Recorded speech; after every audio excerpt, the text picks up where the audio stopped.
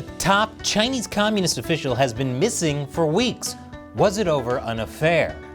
John Kerry wasted precious fossil fuels traveling to China for climate talks. And UC Berkeley is being investigated for its ties to China's military.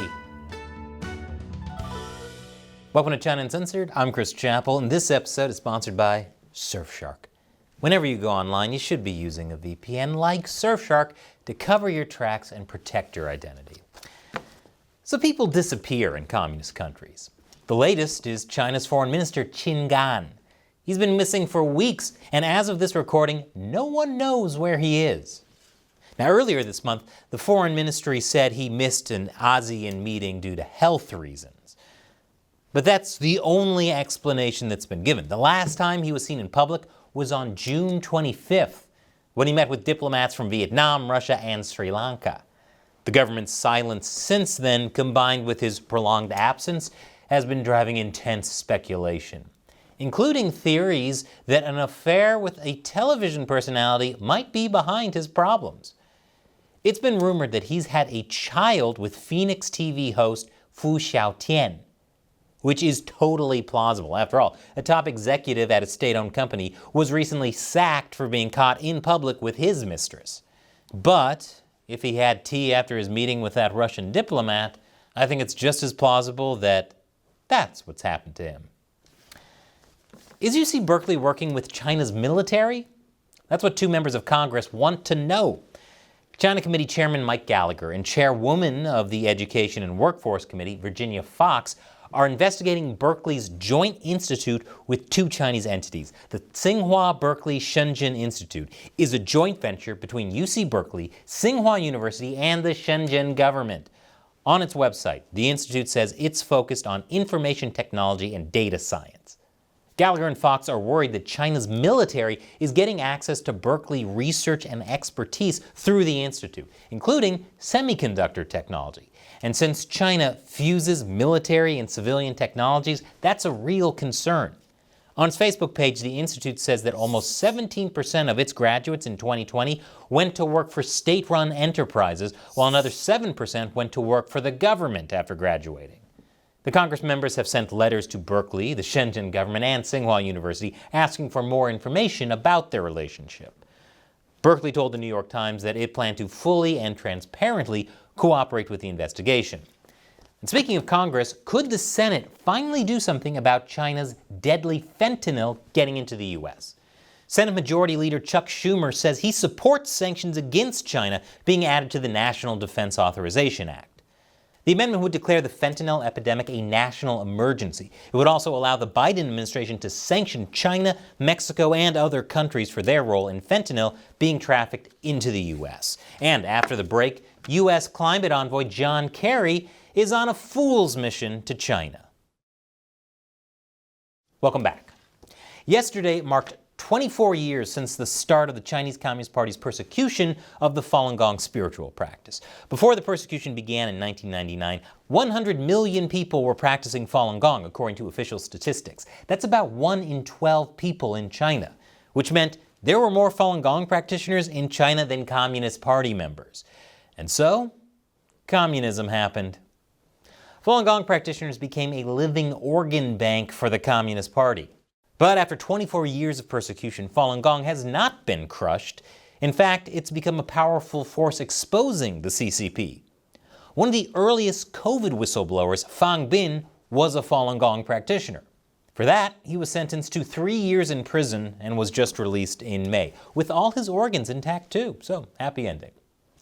There's a bill in the U.S. House of Representatives right now called the Falun Gong Protection Act that would impose sanctions on China for its forced organ harvesting program. Another bill on China's organ harvesting passed the House in March and is now awaiting approval in the Senate. And speaking of organ harvesting, the Association of American Physicians and Surgeons recently came out against China's organ harvesting program. They say the U.S. shouldn't be educating or training any medical professionals from China as long as it's killing people for their organs. But despite China, literally harvesting organs from people, U.S. climate envoy John Kerry is still hoping China cares about the environment. Kerry was in China last weekend for 3 days of climate talks. He said they were productive, although he also said it's going to take a little more work to break new ground.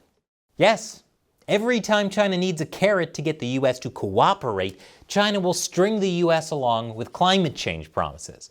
Already, the Global Times is warning that if the U.S. continues its crackdown on China, escalating tensions and hostility between the two sides, it is unlikely to be conducive to any kind of cooperation, including on climate change.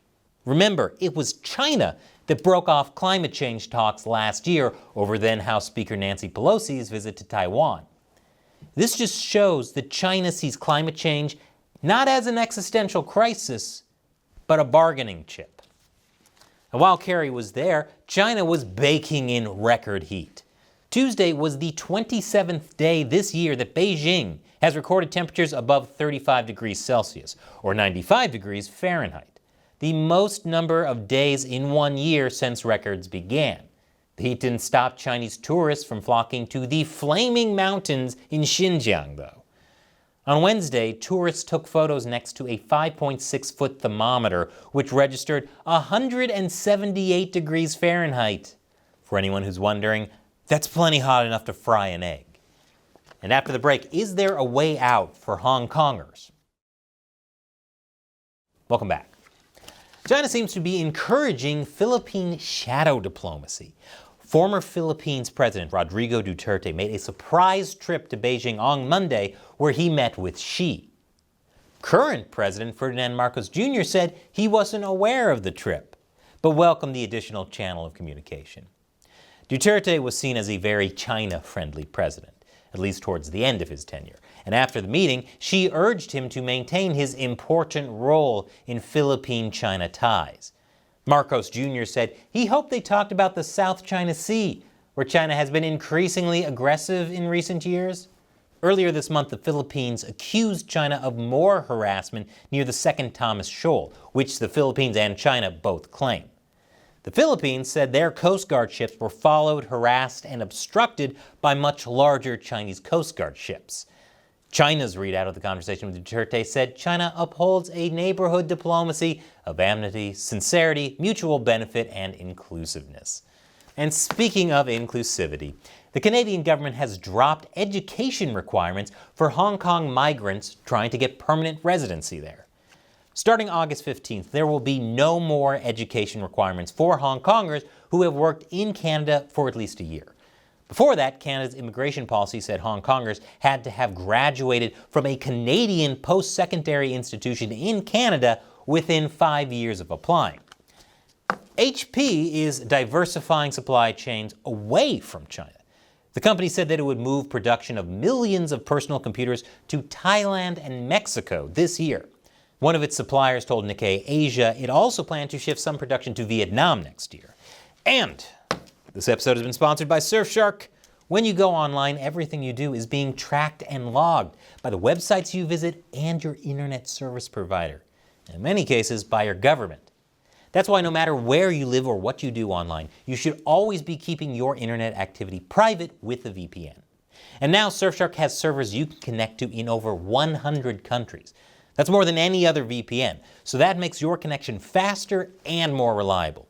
Plus, Surfshark has top-of-the-line encryption and a no-logs policy, meaning they don't collect your browsing data. In fact, Surfshark was rated Editor's Choice for the best VPN for privacy and security by PC Mag. So check out Surfshark. With just one Surfshark account, you can connect as many devices as you want. Try it out now. Surfshark has a special deal that includes 83% off a 2-year plan plus 3 extra months for free. You can protect yourself for just $221 a month. So go to surfshark.com/uncensored and use the code uncensored to secure this deal. The link is in the description below. Once again, I'm Chris Chappell. Thanks for watching China Uncensored.